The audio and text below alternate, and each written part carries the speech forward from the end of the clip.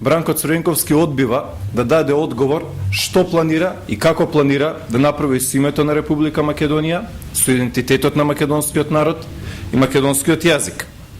Велат дека ќе ја внесат Република Македонија во ЕУ и НАТО, но не кажуваат на кој начин ќе го направат тоа и по која цена ќе го направат тоа.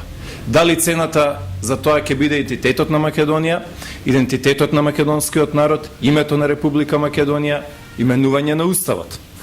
СДСМ не смее да крие од граѓаните на Република Македонија што мисли во врска со сите овие прашања. И вториот дел, кој што се однесува на нереализираните ветувања, се однесува на три сегменти. Бранко Црвенковски вети по еден вработен од секое семејство и не исполни. Бранко Црвенковски вети укинување на визите и не исполни. Бранко Црвенковски реши решавање на проблемите на стешајците и ветување за тоа решавање, не го исполни.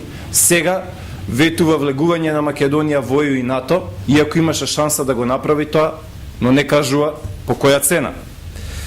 На крајот би сакала да го прашаме Бранко Црвенковски и СДСМ. Што планира Бранко Црвенковски со името на државата, идентитетот на македонскиот народ? Дали нешто веќе договорил? И ако договорил, што договорил? Дали нешто договара во моментов и презема обврски и какви обврски презема? И дали има намера и што има намера да направи во иднина во врска со името и идентитетот на Македонија?